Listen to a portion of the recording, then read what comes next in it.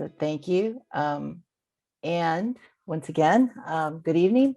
I'm Jennifer Jasinski Schneider. I'm a professor and program coordinator of literacy studies at the University of South Florida in Tampa. And I want to thank you for being here and welcome you to our webinar this evening, Racial Justice and Literacy. And we're very excited to have you and really look forward to the conversation that we're going to be having tonight and advance racially just literacy teaching in classrooms. So welcome. Thank you for being here again.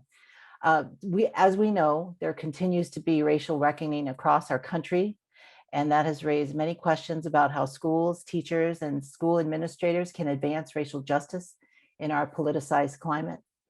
And so to kick off our session tonight, we're delighted to have preliminary remarks from Dr. Elizabeth Horridge Freeman, who is the Associate Professor of Sociology and Senior Advisor to our President at USF and the Provost for Diversity and Inclusion at the University of South Florida. She has her BA from Cornell and her MA and PhD in Sociology from Duke University. And Dr. Horridge Freeman published her first book, The Color of Love, Racial Features, Stigma, and Socialization in Black Brazilian Families in 2015. And that was the topic of her TED Talk. And she also has the book was awarded, the Emotions Book Award from the American Sociological Association and the embodiment from the section on body and embodiment, and the Society for the Study of Symbolic Interactionism Charles Horton Cooley Book Award. She's published in many journals, co-edited a volume entitled Race and the Politics of Knowledge, Production, Diaspora, and Black Transnational Scholarship in the US and Brazil, and is passionate about teaching and has developed innovative pedagogical strategies that have garnered her recognition at the local, state, and national level. And on a personal note, I want to say to Elizabeth, I got to know her really well over this last year, and it's been a pleasure working with her. And she helped us as a Senate at the University of South Florida to create a racial justice council. And just every conversation I have, I learned something new, and I appreciate her in the role she's taken on at the University of South Florida. So with that, I would like to say welcome to you, Elizabeth, and thank you for being here with and focusing on literacy and racial justice. Thank you. Thank you so much, Dr. Snyder, for this really generous introduction. And thank you to the organizers, especially Dr. Patricia Smith, for the opportunity to speak at this webinar. You know, the title of the event, Racial Justice and Literacy, is a topic that is of the utmost importance to all of us. As a sociologist, I also know that broader concerns about racial justice and literacy are fundamentally connected to a systemic understanding of the multidimensional ways that racism has impacted the lives of people of color historically and in this contemporary moment. You know, literacy and racism have historically gone hand in hand. We know that during slavery, depriving Black people of the ability to read and write was codified by law.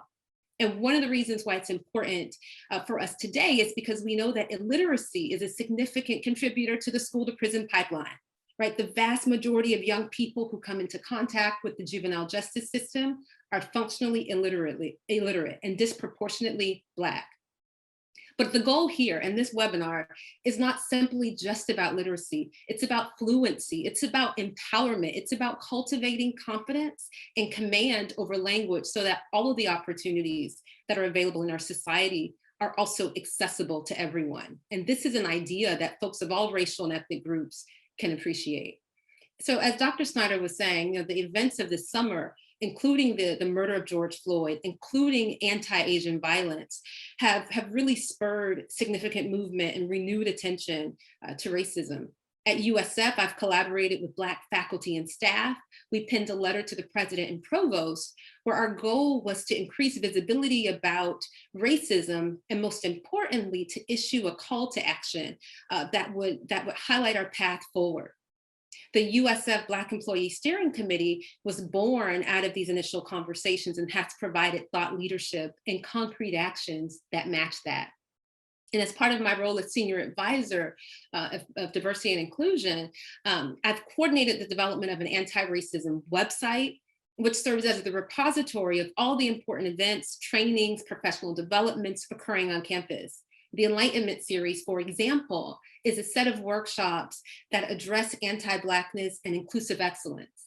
That was born out of that steering committee and also led by College of Education professor, Dr. Ruth May Sears. We also have the Diversity, Anti-Racism, and Equity Dashboard, again, intended to establish a baseline, set goals, and track our progress. And I have to say that a critical driving force behind all of this, behind any true effort at social transformation, is collaboration. And so the collaborative leadership of our USF Faculty Senate, and you know, Dr. Snyder, I just have to recognize you for working as really one of the major Senate leaders to craft a resolution against anti-Blackness and systemic racism, and going beyond that to create an implementation team that takes the form of the Council of Racial Justice. So that's very much a collaborative effort. All of this has been collaborative. Now, how does this all link back to racial justice and literacy? Well, it's simple, because faculty in literacy studies have not just been critical leaders, they have not just been allies, they have been accomplices in advancing anti-racism and systemic change. Literacy studies at USF was actually among the first departments that issued an anti-racism statement that moved beyond just the thoughts and prayers and those niceties that I was seeing in other spaces to include concrete goals, concrete actions, a clear investment in systemic change. So Dr. Smith's work, the leadership of literacy studies at USF, the Anchin Center here, the Faculty Senate, the Enlightenment series, all of these efforts are emblematic of the type of proactive, outcome-oriented approaches that we want to multiply across the university. And with the help of this initiative and this grant that Dr. Smith has now, we want to multiply this, not just across our university, but across the globe, so that we can organize a cross-cultural and cross-racial coalition of partners.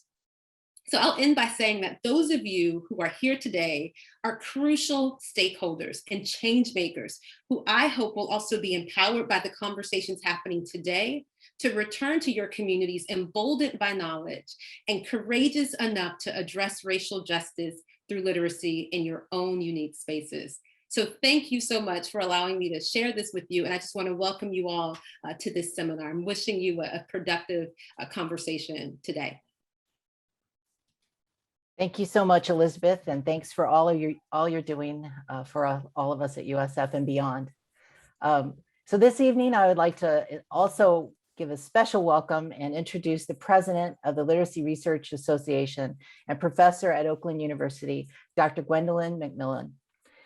Dr. McMillan will share briefly about the journey of launching this webinar and the role that the Literacy Research Association, LRA, has played in advancing racial justice in literacy research.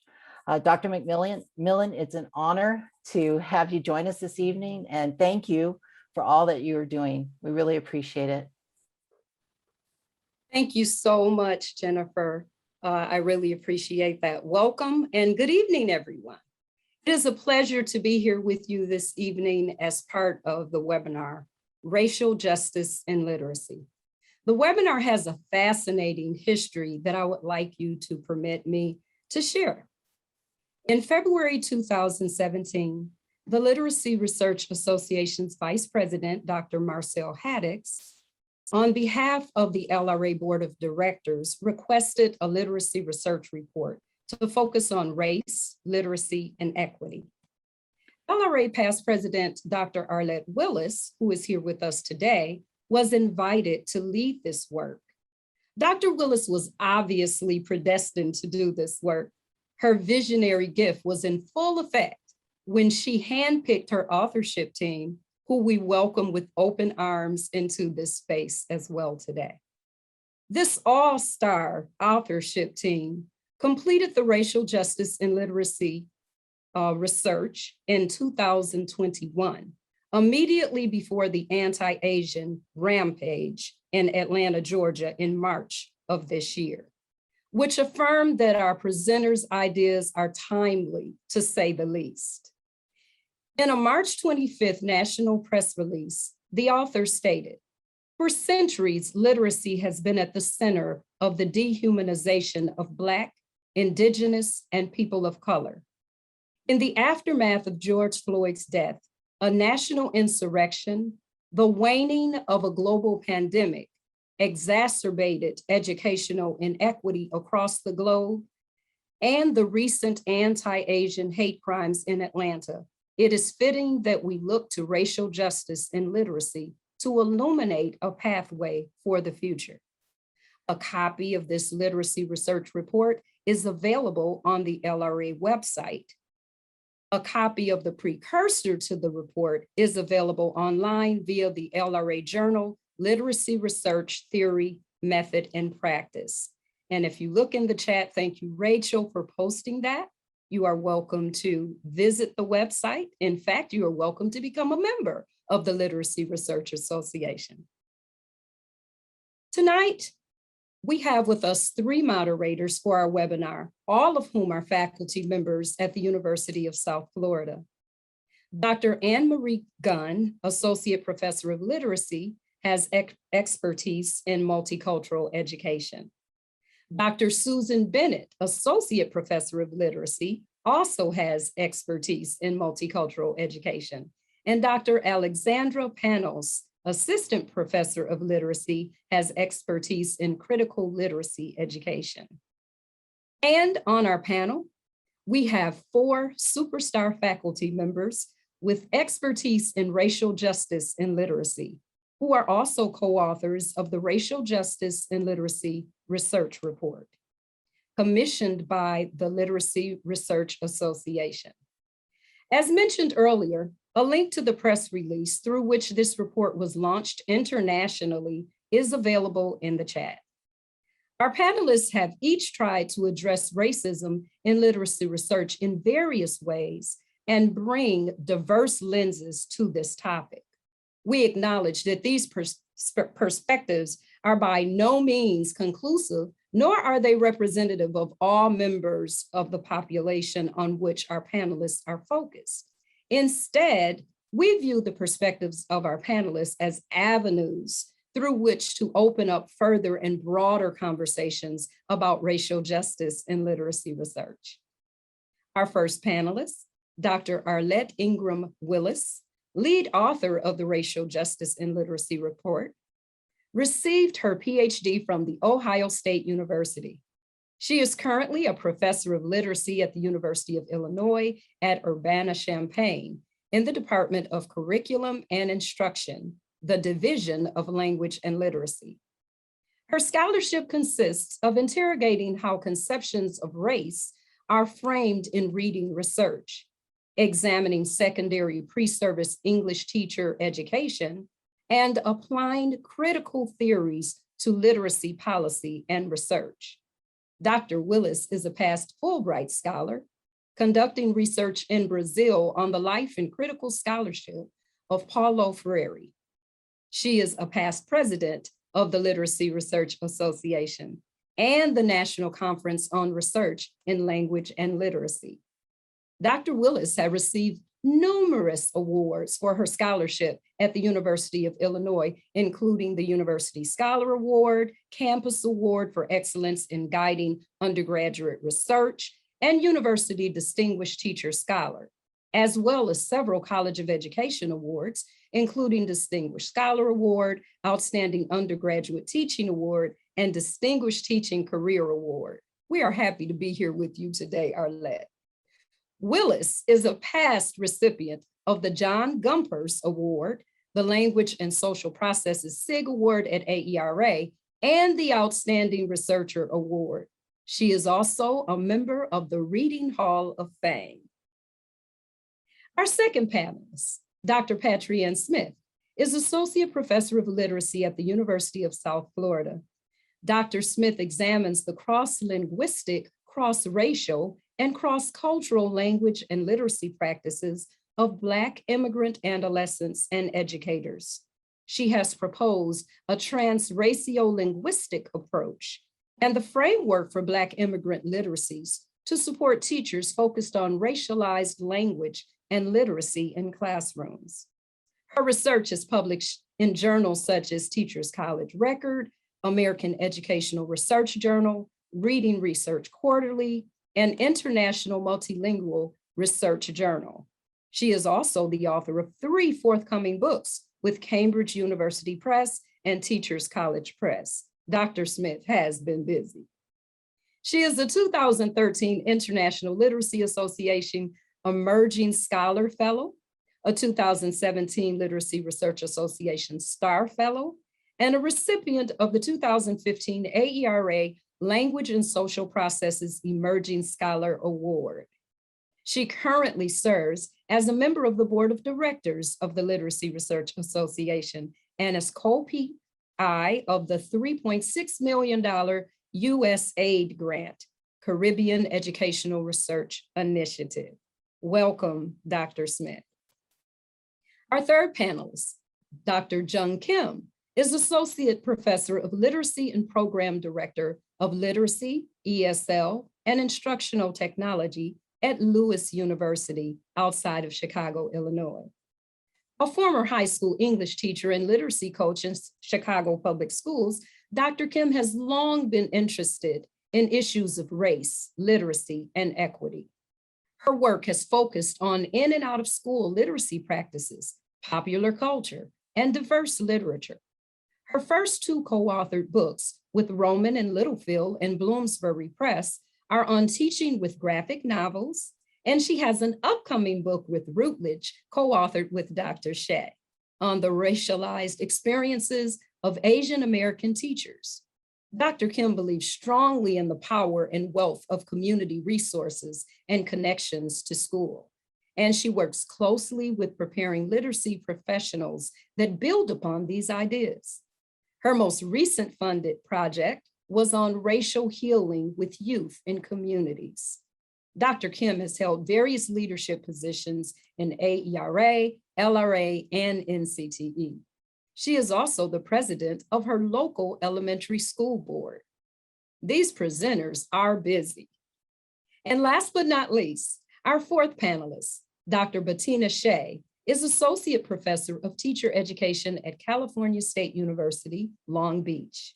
She is a true believer in the importance of connecting theory and practice. Her teacher education work is informed by her 10 years of urban middle school classroom teaching experience in the English, mathematics, and social studies classrooms. Her several years of literacy coaching, K through 12, and her work as co-director of the Bay Area Writing Project. Dr. Shea anchors her practice in a strong theoretical framework as well, that is particularly influenced by such scholars as Hooke, Frary, Dewey, Heath, Freeman, Shawn, and the New London Group, among others. Because of her personal and professional background, she is strongly committed to equity in urban schooling. Current research interests include the emergence and development of a teacher professional identity, the development of cross-content literacy practices, particularly in the age of the Common Core standards, and the development and uses of 21st century literacy practices in schools and universities. As our panelists discuss, we invite you to place your comments in the chat. We will revisit the questions and comments during our Q&A period. Dr. Alexandra Panos will now pose questions to our panelists surrounding challenges to racial justice in literacy. Dr. Panos. Thank you, Gwen. It's a pleasure to be here with everyone. It is storming in Florida. I think I'm the first Floridian to speak, so for all of us down here, we are hoping it doesn't get worse. But I thought we would begin today by discussing some of the major challenges we confront in the field of literacy that impede racial justice and literacy in relation to African American and Black immigrant students. So, Professor Willis, as a researcher, you have brought increased attention to the workings of race in the field of literacy. How do you define racial justice in literacy, and what are some of the major historical challenges in literacy research and assessment that have affected our progress in this area with regards to African American students? Thank you, Alex, for a great question. I'm sorry, can you hear me? We've been in the waiting room a while, so I can't really. All right, so I'd like to start with the second part of the question. thereby offering guideposts and a context for an emerging concept of racial justice in literacy research and assessment. For the more than 400 plus years that Black people have been on this land, there have been major historical challenges rooted in anti-Black racism. Among the early historical challenges were the slave codes and anti-literacy laws that created barriers to literacy, specifically for enslaved Black people, followed by the Black codes that were part of the Jim Crow era and extended barriers to equitable literacy for all people of color. In addition, reading research adopted a pseudoscientific set of beliefs about the intellectual abilities of Black people, as well as created assessments and tests built upon notions of white intellectual superiority to prove people of color were not intellectually as capable of learning to read as white people. As in most educational circles since the 1800s, the notion of student achievement on standardized tests has been a metric, a measuring rod, a gatekeeper to access to educational opportunities, the foremost being entrance into college. Today, laws and policies are less likely to overtly identify students racially, but the laws and policies in place have a similar disparate effect on the lives of Black children. Literacy research has largely been conducted among white, English dominant, middle to upper class students, while students from other ethnic, racial, linguistic, and social class groups are held to this mythical standard. In this century, the reauthorization of the Elementary and Secondary Education Act, No Child Left Behind, drew heavily on the results of several federally funded reports on reading, including the National Reading Panel Report and data from the National Assessment of Educational Progress, or NAEP. They drew on this data to address low reading performance among students. Under No Child Left Behind, states were tasked with improving reading performance among students of color as well as other groups, and accounting for the improvement by disaggregating student performance by race. In what appeared to be, for some, a very nonsensical decision, each state was allowed to define race. And in so doing, racial data then became obscured. So was this really a misstep? Additionally, President Bush issued an executive order for another report that resulted in the use of response to intervention as a panacea to improve student reading performance. In 2004, under the Individuals with Disabilities Education Improvement Act, IDEIA, RTI, response to intervention, as an approach was broadened to include student behavior. Although the original intent of RTI included reducing racial disproportionality and referrals to special education for students of color, a feature of RTI that has been overlooked and ignored.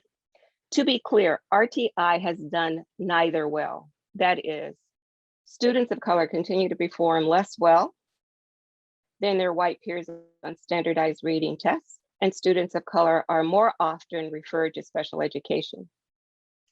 Despite multiple requests, states were not forthcoming in sharing racial disproportionality data. And it took the Obama administration, several delays by the US Department of Education, and several federal court cases to move the meter so that March in 2019, a federal judge decided that the Obama case was warranted and that students had been racially, I don't want to say discriminate. So racial knowledge was obfuscated. It was covered up. It was mirrored. So given the NAEP data since 1992 has shown that Black, Latinx, and Native American students, Indigenous students, are among the lowest performing students on standardized reading tests. Why are we still using them as a valid measure of reading performance among these students? Let's improve reading assessments to more accurately measure each student's reading ability. It pushes credibility to consider that 37 states have adopted laws and policies holding young children, 8 and 9-year-olds, responsible for not learning to read by the end of grade 3, based on state reading assessments. So I'm going to pause and let you think about this. These little children who went to school to learn to read, who were undertaught, mistaught, untaught, are being held accountable and, in a sense, criminalized. It makes you wonder why and for whom these policies exist. Now, to respond to the first part of your question, I don't have a definition as of yet, but I'm working on it. I certainly believe that there's some positionalities that we should take for all stakeholders. And that begins with valuing the children in front of us, as well as their language literacies and lives, as equally important. In addition, as literacy researchers, we need to learn and use and apply multiple epistemologies, cultures, language, and literacies as we frame our research and as we conduct assessments. Thank you. Thank you so much, Dr. Willis, for giving us that context and for pushing us to name things as they exist now. Dr. Smith, as a scholar who has done extensive research on the experiences of Black immigrant students, how would you say racial justice and literacy for these students compares and contrasts with the experiences of US-born African-American students? Thank you so much, Dr. Panos. It's so great to be here and to see so many wonderful faces and people.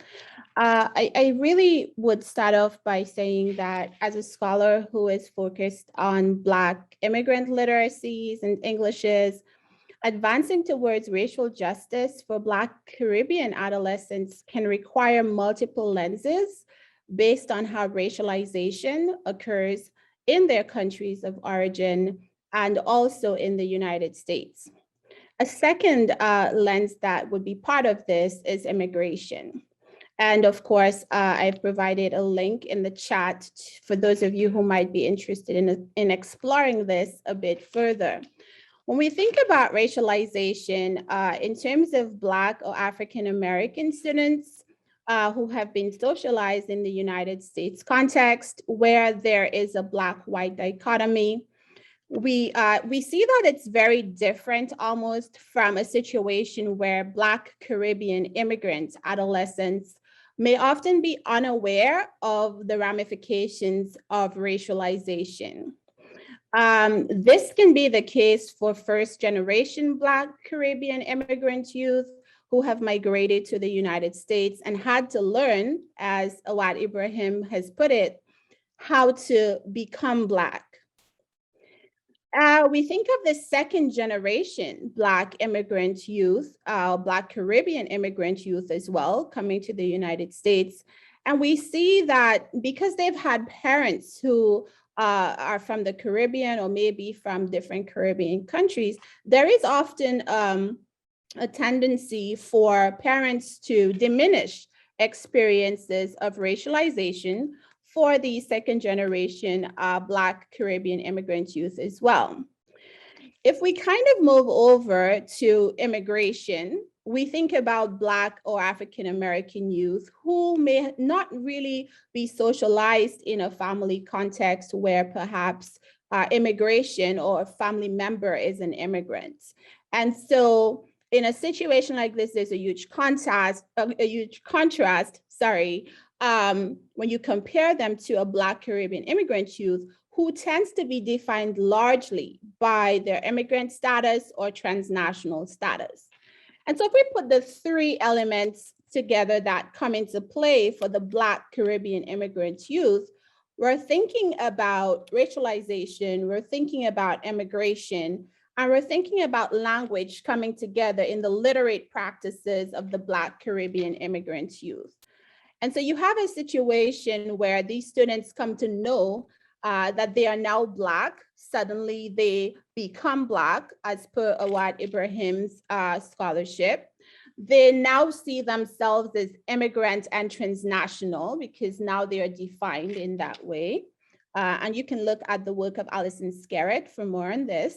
And suddenly they have an accent, or they are defined by this linguistic difference that they possess.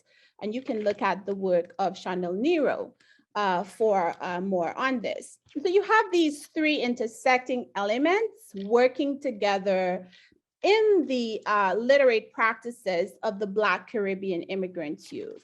Racial justice, therefore, for such youth in literacy means that we can no longer merely teach students with a focus on accommodations to language and then adding this to a lesson plan to say that we have addressed their language difference by this accommodation towards the end of a lesson plan.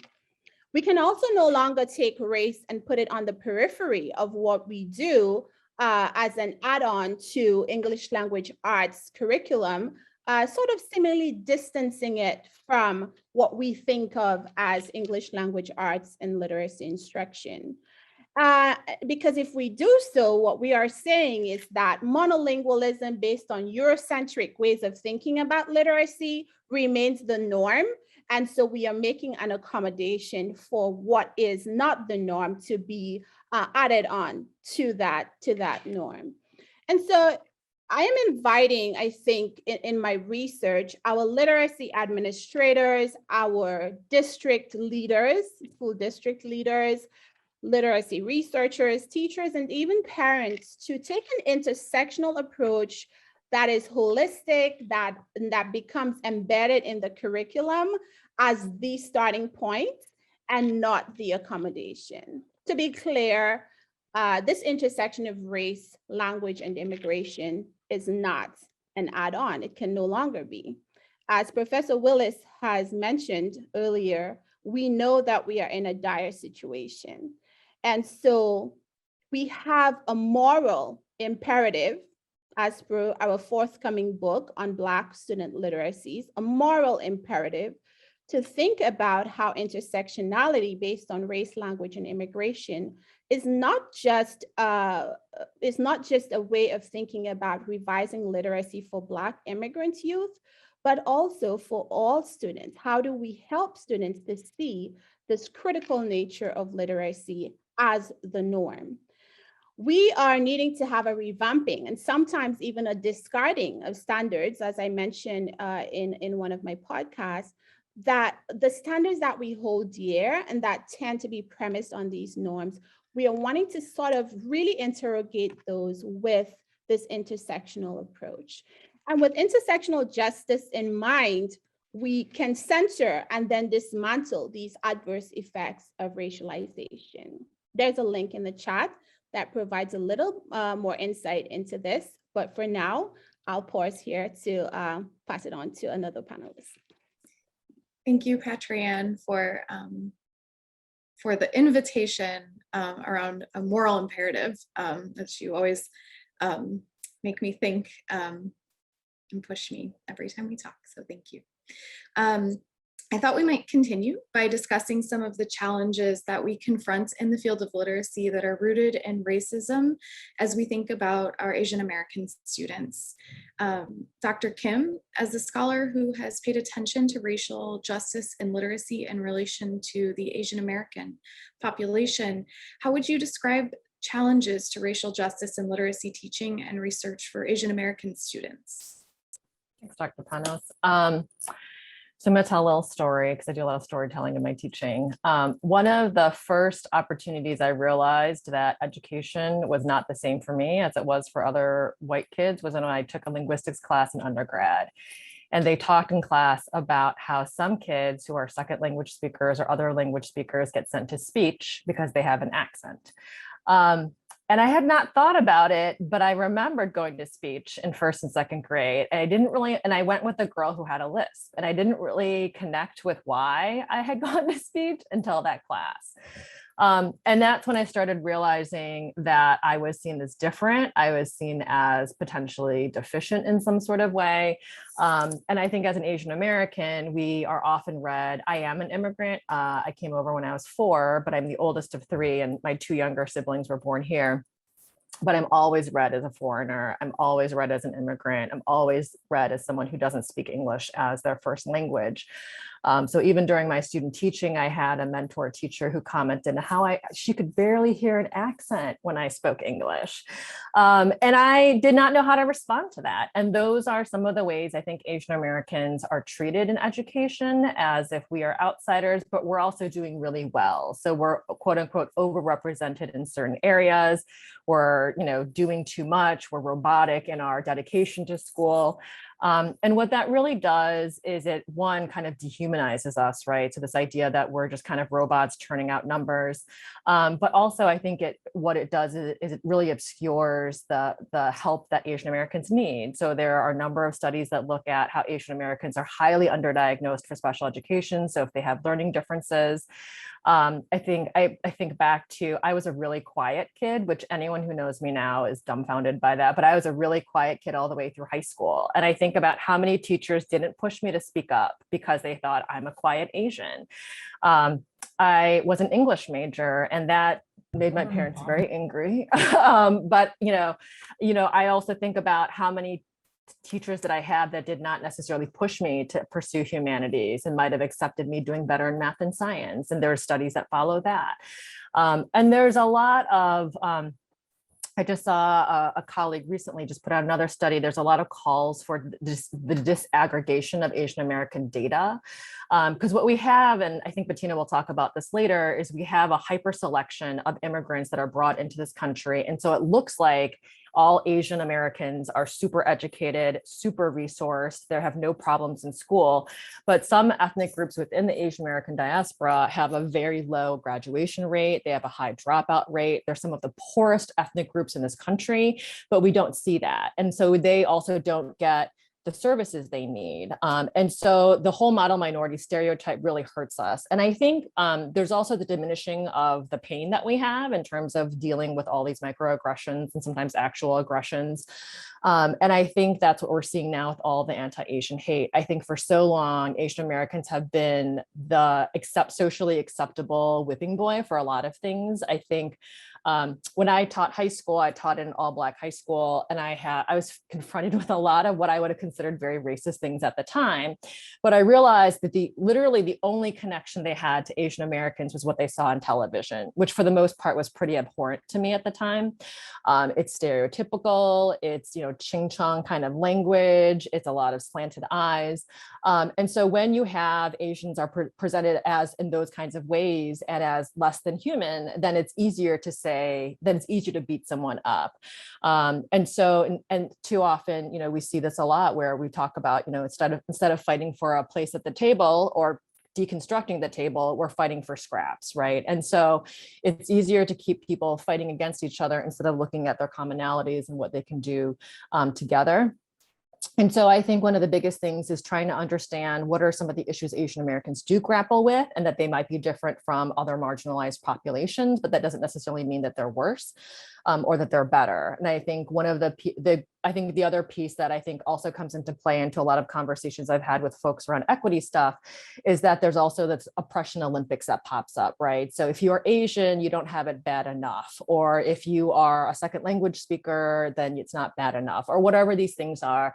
And I think we have to really be thoughtful about being curious about what our intersections are in terms of what brings us together, what we can do to share resources. I think the most frightening thing of any system of power is when we start coming together, right?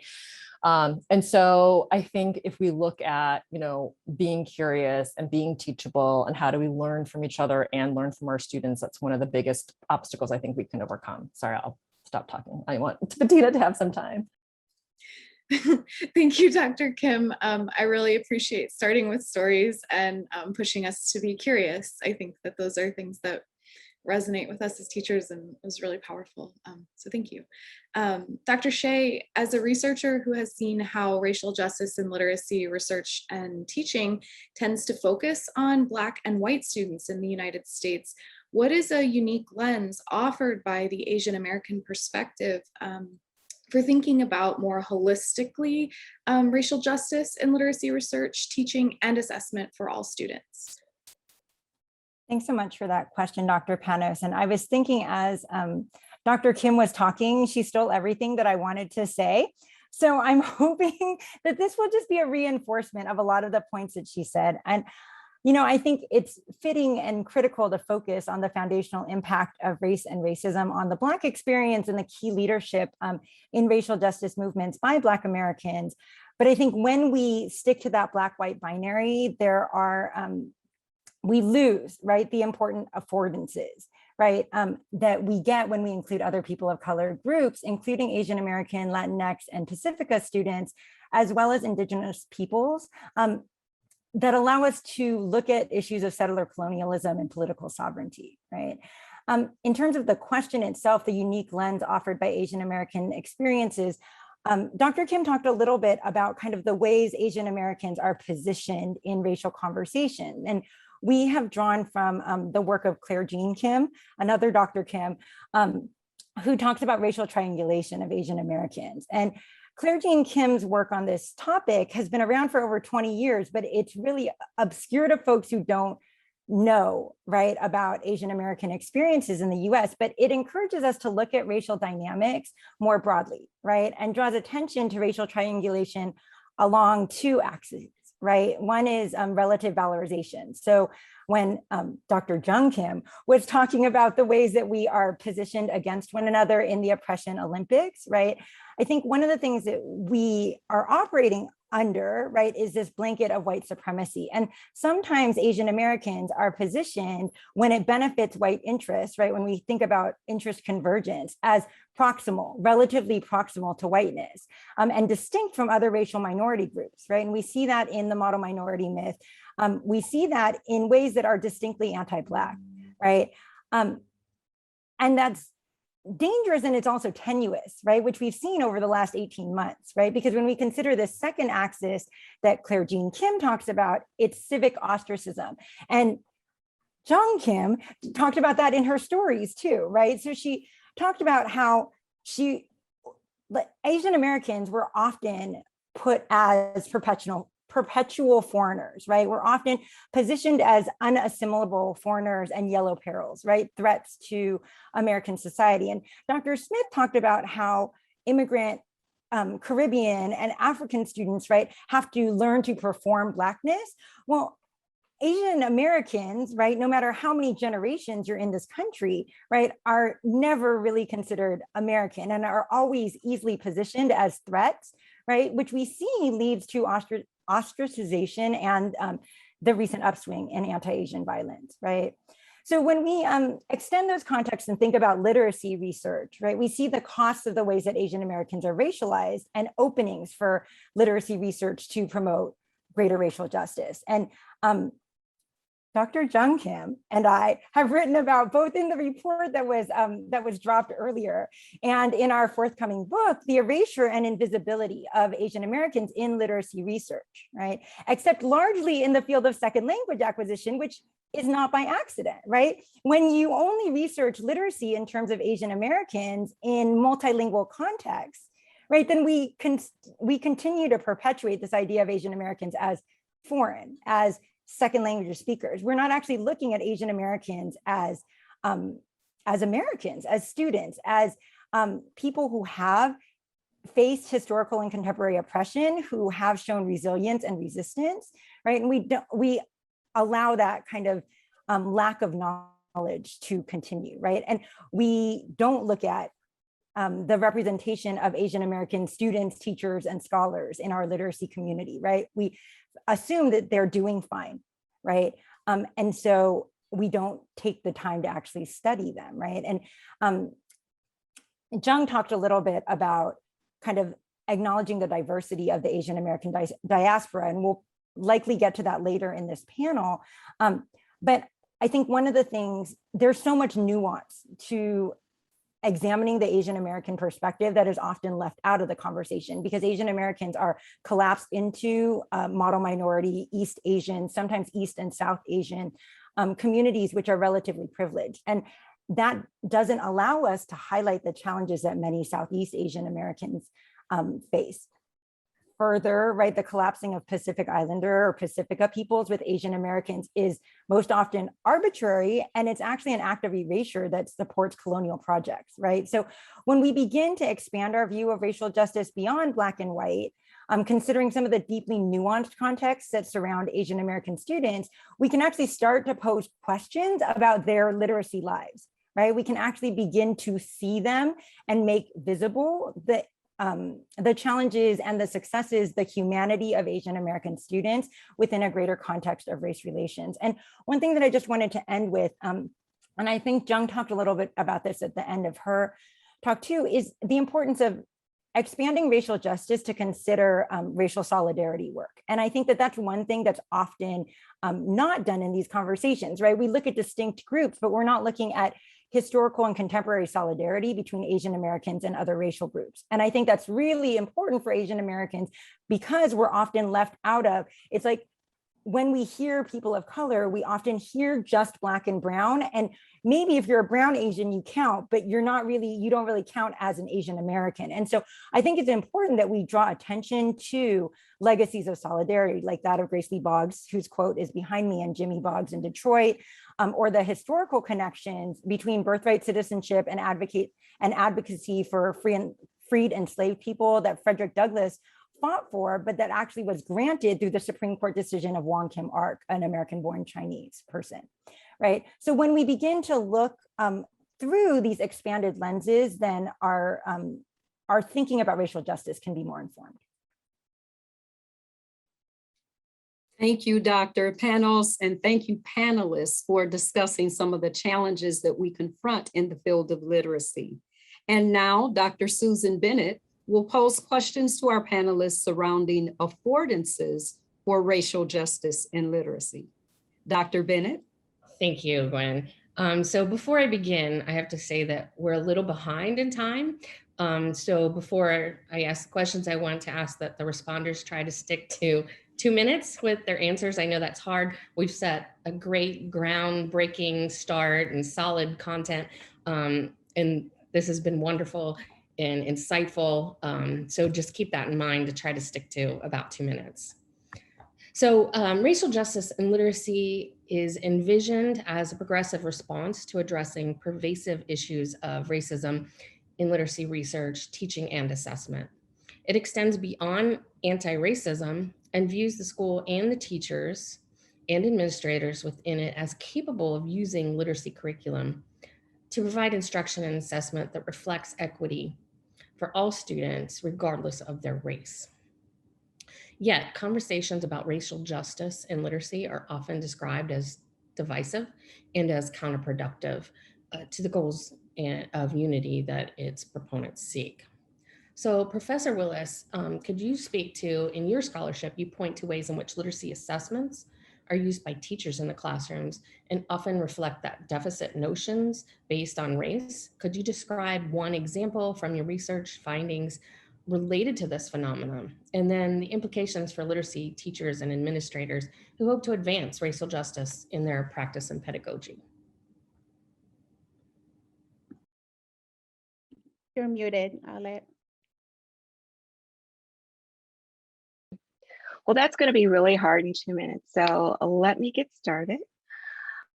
When you think of the history of literacy assessment in the United States, which for those of you who are doc students, that was actually my dissertation, looking at the history of reading comprehension research.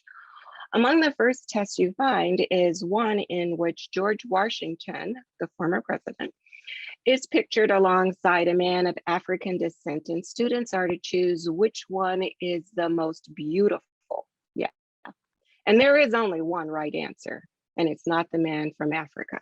So it lets you know that from the very onset, there's been a real anti-Black presence in literacy research assessment. When I think more recently about passages that I've reviewed, there's a clear lack of multicultural and multi-ethnic literature that are used for text on reading tests. There's sometimes the use of in-house staffers who write what they believe are multicultural and multi-ethnic experiences for students to read, which is frightening on many levels. And then there's the use of test, actual literature written by white authors to convey the lived experiences of people of color, while there is authentic literature by authors of color available but ignored and unused. And so I stand with Rudine Sims Bishop, who encouraged us to use literature, as she said, and I quote, that have mirrors, windows, and sliding glass doors, end quote. So that should be part of the text that students are reading in class, as well as that they're using on tests. A colleague and I, in an unpublished manuscript, looked at a learning program in Louisiana, and we saw some serious flaws in assumptions, information, and perceptions about race and racism. For example, they use Joel Chandler Harris's appropriation of Brer Rabbit tales, listed as a multicultural text, without acknowledgement of the original stories from African and Native American cultures. In addition, there's a prompt using a piece of folk art that states, and I quote, "Slavery on a plantation was not always a negative experience. The plantation could be a beautiful place, and slaves could be well taken care of and enjoy their work." Okay, so there's a lot there in that prompt that we don't have time to unpack, but you can see how it could give students who are reading it a really skewed understanding of the history of slavery and enslavement in this country. We also note that the Black enslaved people were free labor and created incredible wealth for their white overseers and owners. Again, not discussed. So as for the advancement of racial justice in practice and pedagogy, we've all lived through the 2020 televised examples of racial hate and intolerance. And we've all witnessed nationally numerous agencies, corporations, institutions of higher education, professional organizations, school districts, and schools galvanized to issue statements in support of racial equity and justice. Now, a year later, there's little been done. There are a few accomplishments. This webinar is an exception. But most troubling, I think, are the laws that bind children to be, the laws that require teachers to retain kids in third grade, even when research says the biggest problem is retention, not retention for reading, but retention. And the laws that 8 states have passed a law and 20 states have pending legislation to restrict the topics on literature focused on race, racism, and bias. Thank you. Thank you for that thoughtful response. I especially love the connection to Bishop's work with the windows and mirrors. So now we'll move on to Dr. Smith. So Dr. Smith, your research has suggested that Black immigrant students tend to be viewed as a new model minority. So they are privileged in classrooms in ways that cause teachers to have high expectations of them because of the status as immigrants, despite their Blackness. This often prevents teachers from seeing how race intersects with their language and migration to influence their literacy practices. Could you describe one such scenario from your research or findings in relation to this phenomenon? and the implications for this for literacy teachers and administrators working with Black immigrants. Thank you so much, Dr. Bennett, for this question. Very excited to share an example from my research. And in fact, as I was thinking about this, I thought I should probably talk about Fred. Fred was from the Bahamas in the Caribbean, and he really was a fascinating student in one of the studies that I conducted while I was in Texas, working with Caribbean youth and trying to understand their literate practices, and coming to get to a lot of this research through the insights that they brought to the table. And so in the study that I undertook with Fred, it was very clear that he, as a Black immigrant in the United States, had taken an exam already in literacy that demonstrated that he could read and he could write. However, after Fred migrated to the United States, he was made to take the exam twice. And so there's this scenario here where we're seeing that the educational system is set up in a way legally to ask international immigrant students to repeat tests that they've taken in ways that really demonstrate just how the standardized Eurocentric norm is being expected of them, or they're being questioned as to whether or not they possess this norm. And so this is something that that I saw with Fred's study. And so Fred, in his discussions with me over time, he described himself as someone who was so brave, extroverted, and he was easily able to get a girl. He called it, you know, he would organize his parties and have all his friends over. And he then talked about becoming so terrified as he tried to communicate to a class where the Eurocentric norms were expected of him as an adolescent.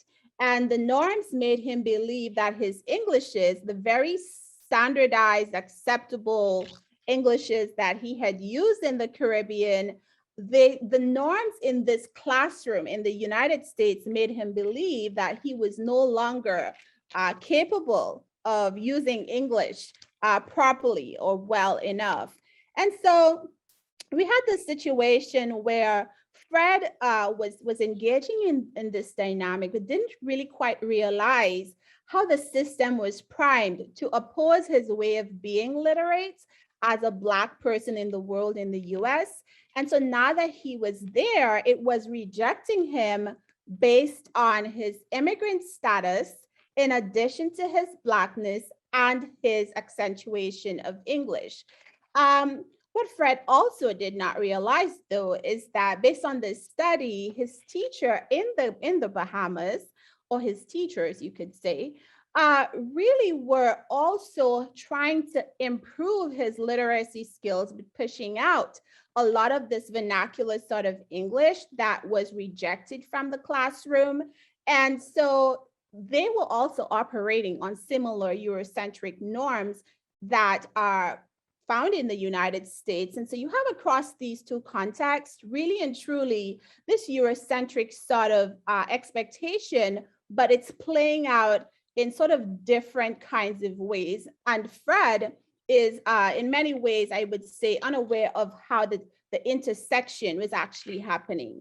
And so from this study, I think what we get to see is how children such as Fred are caught between sort of a rock and a hard place, right? The country of origin that they're coming from, the Bahamas, that country is actually expecting this Eurocentric norm to be the standard that they will bring children up to. As a former national of St. Lucia, growing up as a child, I saw a lot of that in action as well, right? And so in Fred's story, we see that his personhood is rejected in the Caribbean. He's judged by these standards, but when he gets to the United States, he has this even more blatant sort of expectation of him that causes him to now further question who he is.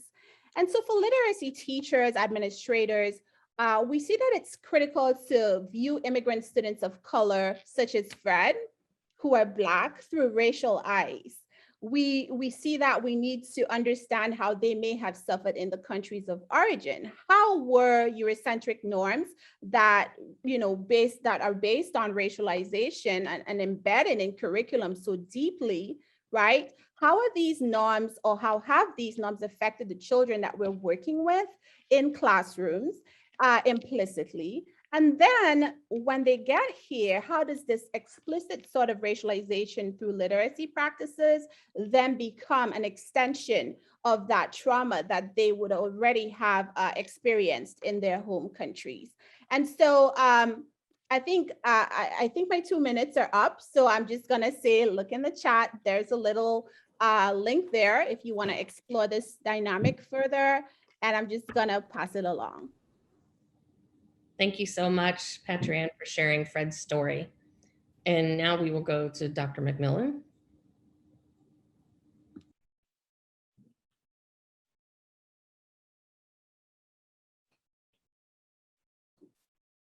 All right, you took me by surprise. We're moving forward. All right, now we will hear from Dr. Anne Marie Gunn, who will pose questions to our panelists surrounding connecting research to practice. Thank you, Dr. McMillan. So I'm sure many in our audience would like to leave with some concrete strategies for how to advance racial justice in literacy, in teaching and assessment. So I'd like to ask Dr. Shea and Kim, you recently published an article focused on challenging the invisibility of Asian American students in education. What practical advice can you give to literacy educators interested in doing so in their literacy classrooms? Thank you. I think what struck out to me is in the book that we have coming out, some of the teachers talked about, so these are all Asian American teachers in the classroom, and they talked about some of their experiences growing up kind of throughout the country and being Asian American and the ways that they felt marginalized. And so sometimes it was feeling very isolated and different. There's one teacher in particular who talked about, she had one teacher who was obsessed with her being Asian. And so anything vaguely Asian that came out in the classroom, they would ask her about. And she felt like as a second or third generation, actually, I think she was third or fourth generation Japanese American, she wasn't Japanese enough. And so I think that's a hard one, right? So then there's this tension of wanting to be culturally relevant or appropriate to your students and invite them into the classroom and invite their experiences in, but also kind of over assuming. And my much earlier work was actually looking at hip hop in the classroom. And one of the things that teachers struggle with using hip hop is, I don't know enough about it, I have to be the expert. And one of the things I really pushed on them was like, you don't have to be the expert. Students will know way more and learn, have so much more to bring than you could possibly ever know. And so if you're able to invite them in to share what they have and invite them in to be part of the classroom and take away some of that kind of teacher-centeredness that we tend to bring in sometimes and be okay with turning over some of that control, it makes a huge difference. And so I think with Asian American students, there is such a variety, right? When we think about, like, are we talking about Asians living in America? Are they Asian American, or are they Asians in America? Are they immigrants? Are they, multiple language learners? What is their citizenship status? There's so many things. And so a lot of times we'll make presumptions about who they are as students or as Asian American students. And so I think if we're able to take a big step back and kind of try to learn more about students, because I even think about, I think I saw Kathy Au in the audience, and looking at the work that happens in Hawaii, you can't just say, I am a teacher in Hawaii, so all my students will be like this. There were some really beautiful presentations last year at NCTE from teachers from Hawaii, and they talked about all the different ways they learned about, they have students from Micronesia, they have students who are Native Hawaiian, they have students who are East Asian, and you can't just say, this is how I teach Asian students. Like, you really have to know what culture they're coming from and what they're bringing into the classroom to build on it and not make assumptions.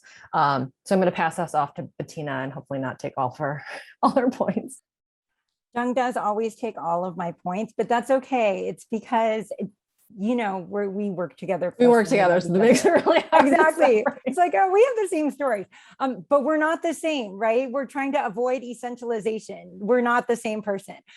So I actually just want to build on some of the points that Jung made. I think it's really important, and she mentioned this earlier in her response to the first question, but that we disaggregate data, not just by racial categories, but by ethnic subgroups, right? One thing I talked about was kind of the nuance that we get when we actually start seeing students, seeing groups of students, right, kind of in this way, right? So Jung talked about seeing individual students, which I'll talk about in a second, but when we actually disaggregate by ethnic subgroups and actually look at intersectional lenses like class and immigrant status, we begin to see large differences across Asian diasporic ethnic groups, with Burmese, Hmong, Laotian, Cambodian, Bhutanese, Khmer students often being among those who need the most support, yet whose needs are often erased when we consider literacy needs, right? So often, I was just actually on a grant last year looking at literacy in an urban school district, and it's a local urban school district in California with a large population of Southeast Asian students, and those Southeast Asian students are actually performing at levels below Black and Brown students, but who was named in the grant Black and Latinx students, right? Those were the focus groups, because we aren't doing enough to target racial equity and literacy by disaggregating this data. And I think it's really important for us to consider those things. I also think, Dr. Willis mentioned earlier, right, Rudine Sims Bishop's, right, framework, right, of mirrors, windows, and sliding glass doors, right? And so when we think about that, we actually need that for Asian American students too. And I would say all students of color and Indigenous students, right? We need to be thinking about classroom libraries with diverse Asian American authors, right? Own voice authors. Our friend Mike Jung, who is an Asian American author who writes Asian American books with Asian American protagonists, right? Like, it's important for students, Asian American students, to see themselves as authors, to see themselves as characters, to see themselves as protagonists, and to see rich representations that are written by people who are also Asian American. Jung talked about, right, that work of getting to know your students and letting your students lead if you have Asian American students. And I think that's important. I think we all also need to check our own internalized stereotypes. And I think that's true even for Asian American teachers, right? So speaking for myself as somebody who grew up in a predominantly white community, right? There's been work done on the fact that Asian Americans often have later racial identity development because we have fewer opportunities for racial identity development. And so there's a lot of self-work that we have to do to question our own assumptions and think about how we push back against these stereotypes that have been placed among us. And we can do that by doing our homework, by finding more diverse stories, by being in community with other Asian Americans. I think that's really, really important. And kind of my last point in terms of what can we do is one of the chapters in our forthcoming book is around reconstructive histories. And I think it's really, really important for us to bring in histories and counter stories of Asian Americans that challenge the prevalent myths that we have about Asian Americans, and really center Asian American voices in ways that people may not expect, but in ways that are important and that allow more Asian American students to see themselves. All right, so thank you so much, panelists, for the generative conversation this evening. Our panelists have shared with us from their various lenses the ways in which they have seen racial justice advanced in literacy research, teaching, and assessment. Clearly, there is a focus here on African Americans, Black immigrants, and Asian Americans. We know that the literacy research report published by these authors is an attempt to move the conversation beyond Black-white binary ways of thinking about race in literacy research. We therefore understand that many of our listeners this evening, you in the audience, may have insights that extend beyond the populations highlighted here. And we're eager to engage with everyone in these and other discussions based on the panelists' comments thus far. So I now open up the session for Q&A. We invite you to share your thoughts and questions with us via the chat, as well as by raising your hand using the Zoom feature. And we will revisit comments posted in the chat earlier as well while we discuss. So please feel free.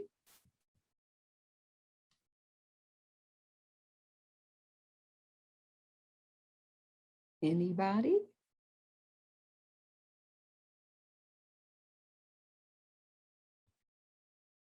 While we're waiting for you to pose your questions, I would like to acknowledge that we have 4 doctoral students working with us this evening, and I would like to thank Mary, Young, Shay, and Emily for assisting with monitoring the questions. I see you, Raul. Hey, Gwen. Hey, It's good to see. Raul. It's good to see you as well. It's good to see some familiar faces in the crowd. And thank you all to all the speakers.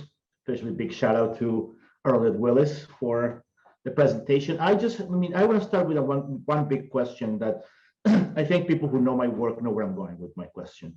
The connection between race and literacy is not just a US problem.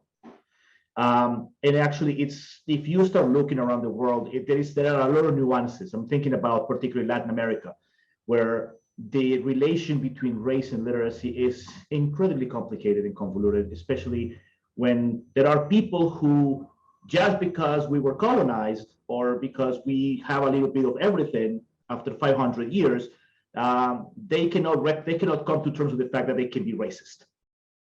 And that's a fact. I mean, a lot of people in Latin America coming to terms with, we can be racist too. It's even a question that we raise. What can we learn internationally or around the world from a report like this, from the work that you did? So we can help the literacy scholars that we have in Latin America, the literacy scholars in Africa, literacy scholars in different parts of Europe, grappling with the different strands, the different variants, if you will.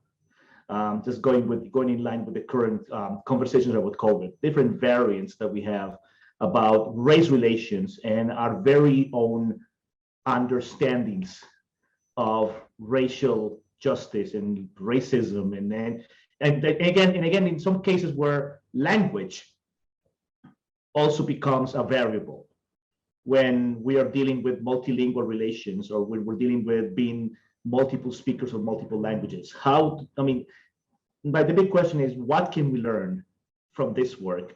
What can we draw from this to either replicate, create our own work, or develop synergies with a report like this? Thank you very much. I would like to open it up to the panel. So I'll start off. I would say that I really appreciate your question, Raul, because you're coming out of that context outside of the United States and really seeing a lot of how racialization occurs with the history of colonization and how it can be implicit and very much less of this kind of owning of racism that tends to be overlooked in these contexts. I mean, in my own experience growing up in the Caribbean before I came to the US, I really was one of those people who never really saw race, right? And so, and when I say I didn't see it, it just wasn't a thing. So we never talked about it that much in St. Lucia. It didn't come up as part of the conversation. And so you get the idea as an adult that, I'm not racist, there's no racialization going on here. Or even as a teacher of literacy working in the Caribbean to get students, I was one of those, right? Trying to get students to work towards these norms that I felt was so important for them to have, and overlooking a lot of that, these vernacular sorts of ways of speaking that I felt did not belong in classrooms. And so I look back at it, and it's sort of like a way of going back to try to support teachers who are now working with youth in Caribbean contexts across the world and saying to them, let's rethink the racialization and how language and race work together. And let's try to kind of take this apart and look at how are we actually perpetuating some of these same kinds of norms that tend to be highlighted in the United States, but sort of overlooked in the Caribbean context. So for instance, with a transracial linguistic approach that I advocate for, really having students, teachers, schools, think about how are we thinking about language? How are we thinking about race? And how are we thinking about culture, and how are those intersecting together when we go back to the standards that we actually use as a basis for teaching and revamping these standards. And I've provided a link in the chat about how to do that so that we can actually start to pull these intersections into play in places like the Caribbean, places like Africa, where a lot of this racialization conversation often does not occur. Thank you so much, Dr. Smith. And now we have a question for Dr. Willis. With your research on literacy assessments, what do you think about states adopting early literacy benchmarks in an effort to combat reading laws, such as retention requirements, as well as states' efforts to be more multicultural and non-biased in those assessments? Dr. Willis? Well, thank you. That's a loaded question. I'll start, but I certainly encourage my colleagues on the panel to join me.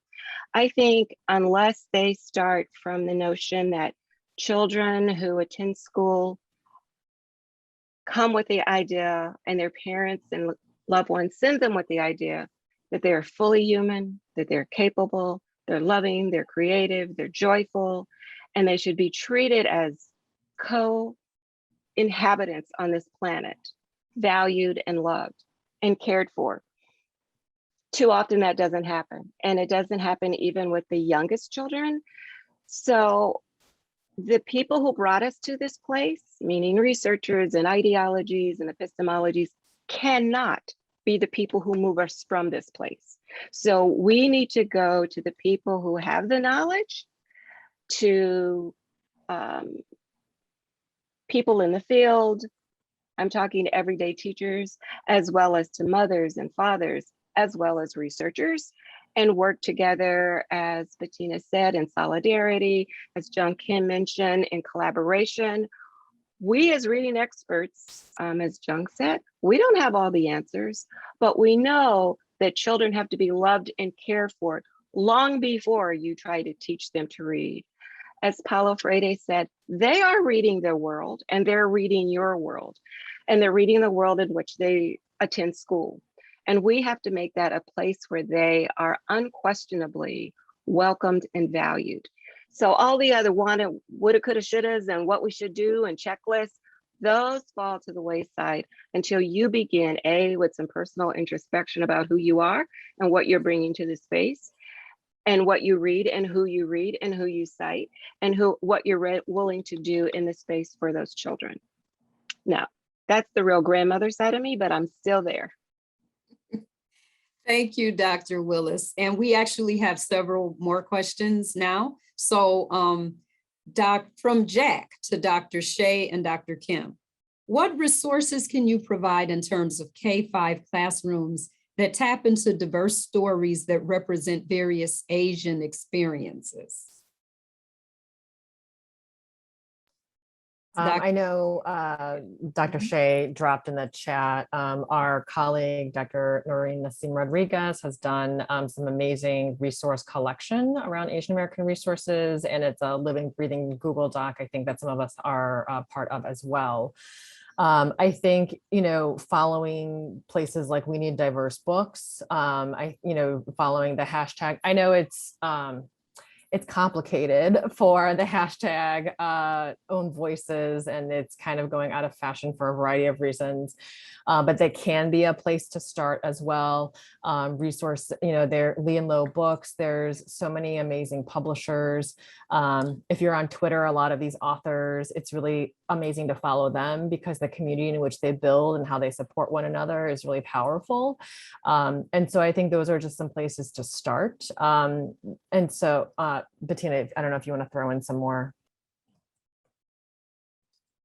No, I mean, I think the resources that Jung highlighted would be the same that I highlighted. We did drop in Noreen Nassim Rodriguez's things. I think also in working in K-5 classrooms, like when you're talking with parents, our friend and colleague, Dr. Sarah Park-Dallin, has put together this infographic that really highlights the lack of racial representation in children's literature. So if parents are like, well, why are we reading this more diverse collection of stories, right? There's actually research and data that shows, right, how underrepresented students of color, Indigenous students are. In fact, animals are more represented, right, in children's literature than our children of color. And so I think it's important to have those resources Yeah, I think Jung really covered a lot of them.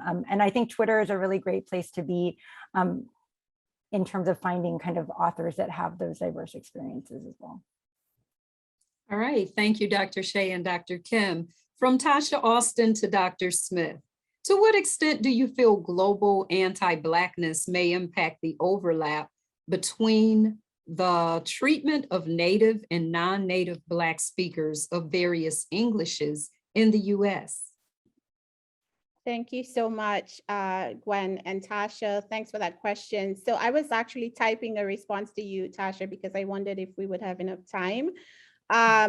When I think about your question, I really think about the whole idea of translanguaging and this notion of holistic sorts of literacies that we're trying to think about the child as a whole child and not separating these different repertoires into what we're going to accept and what we're going to reject. And so in the article where I talk about translanguaging through a Black immigrant lens, I really try to demonstrate how students who are actually Black and immigrant and having these intersections, how they come to the table with their literacies. We've got to start looking at it in a more holistic way, in a way that doesn't fragment them or help them to see that we are valuing them as a sort of new model minority based on these great ways that we think they are succeeding, while at the same time saying we're going to reject these parts of your literacies or languages or Englishes, and you got to leave it at the door.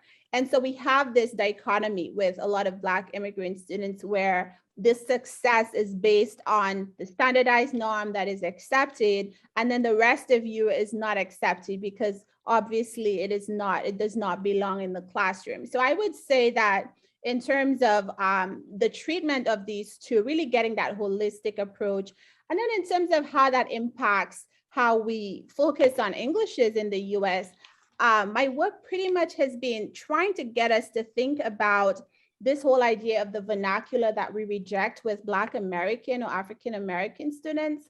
If we look at it through the perspective of Black immigrants, and we start to see that this is not just an African American conversation, but this is an anti-Black conversation. It is an anti-Black conversation that has global ramifications because this is how colonialization has been designed and perpetuated. And so if we begin to think about the Black American child as sort of the symbolic burden bearer almost of what has been going on for centuries across the globe, then we can see how the rest of us across the globe have that responsibility to sort of open up these conversations in ways that move us to join in solidarity. I heard the word solidarity earlier from Dr. Shea and Dr. Kim with the Black American population. And as someone said earlier, when we are together in solidarity, then we become stronger in terms of really moving the needle in literacy, not just in the United States, but also globally. So I hope that answers your question, Tasha. Thank you so much, Dr. Smith, and thank you for your patience. I'm not sure how to pronounce it, Sesamali. You have your hand raised if you will unmute and ask your question.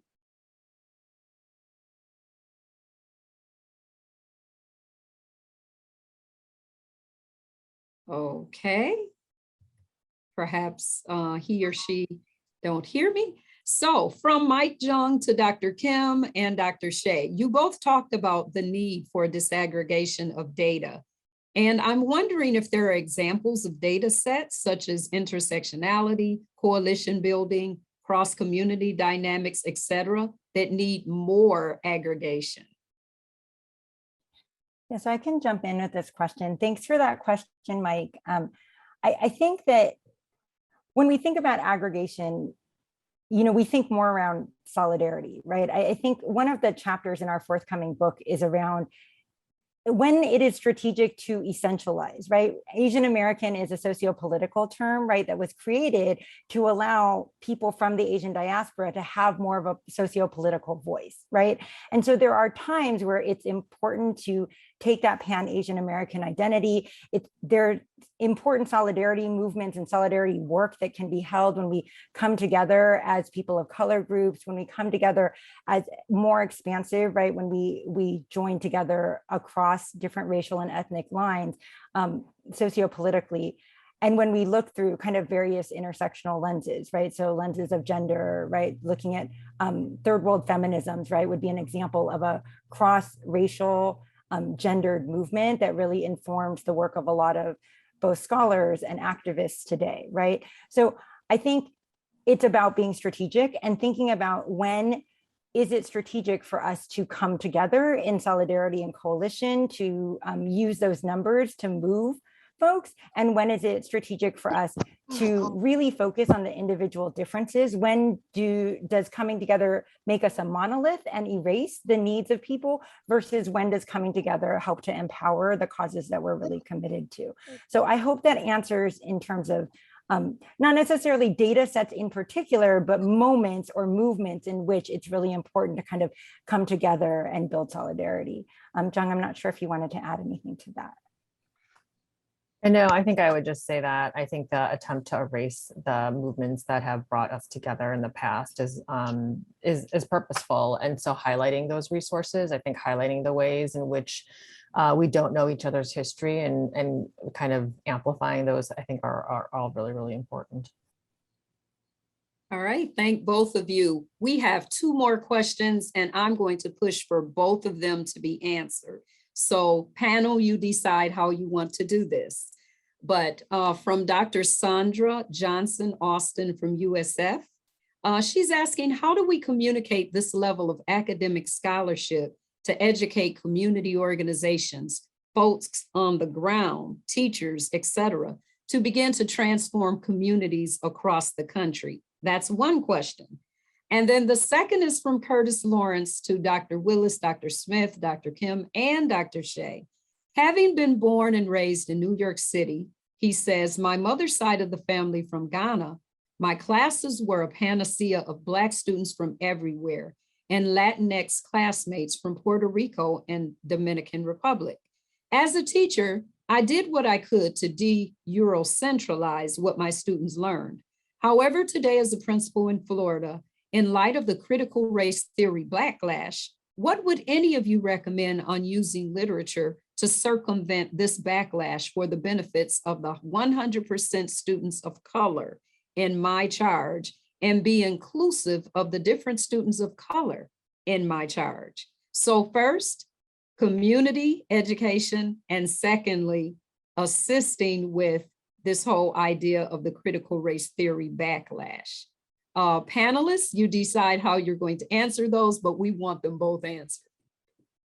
So thank you so much, Dr. McMillan. I know we're running out of time, so I will say in 1 short minute that in response to the first question, we are really, and when I say we, Dr. McMillan, Dr. Willis and I are really, we have really put together a wonderful resource called, can you help me with the title? Affirming the lives and literacies of Black students. Affirming the lives and literacies of Black students. And we really would recommend that this book be something that community organizations can use, teachers, district leaders.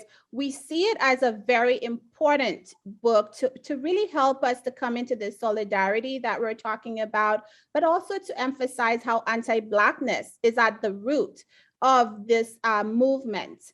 And how do we respond to that anti-Blackness through a framework that we are calling CARE. And so we really recommend that you look out for the book. And there are other books as well that I've seen in the chat here by, I think, Dr. Shea or Dr. Kim.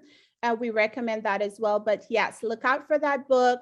We definitely are excited about having folks be able to have something concrete to support students in classrooms.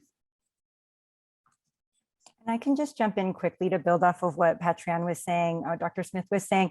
I think in terms of the first question, I think working in and with communities, right? So I have brought this work to my son's school. I'm going to back to school night tonight, right? I wasn't happy with the book selection in his book room. So I kind of worked around and through, right? I'm a member of the PTA. So that got me an in with the principal, which then got me, I supervise student teachers there. So then I have an in the English department. And so we were able to, through crowdfunding, through work with the department, right, begin to diversify the text in the classroom, and make an argument for representation, right? In a class that's in a school that's 90% students of color, right? They had 3 or 4 total books by authors of color, many of which didn't actually get read, right, in their book room. But now we've already doubled that and we're looking to add more. And so I think that's one thing, is working in and with community. And then in the second question, I think there's so much buzz around critical race theory that often I do critical race theory without naming critical race theory, right? So I know the principles of integrating, right, representation. And when you say to parents, don't you think it's a good idea for all the people in the school to have characters that look like them, or have, have perspectives about what's going on in the world? It's a different way to enter the conversation than talking about, even things like culturally responsive teaching, which we know is important teaching, right? A lot of times when we use that language that is very academic in a context that has already been kind of not polluted, but muddied, right? There's a lot of waters that have been muddied. It doesn't speak to the audience that we're actually speaking to. So I think when we do the work, and when we talk about the importance of affirming students' humanity and affirming each other's humanity and understanding one another, it allows us to do more critical work in ways that don't threaten or trigger people. Well, as all of us know, critical race theory isn't taught in elementary school. It's not taught in junior high or middle school or high school. So we know that this argument is a projection actually against racism, and it's an opportunity for indoctrination to be given in its place. And so as a teacher, as a community member, I think we have to use our voices to say, no, I don't want my children learning only that George Washington is beautiful or any other such craziness. We have to speak up and we have to use our voice to let people know that our children and our history deserves a place in the school alongside all other histories and literature. Thank you.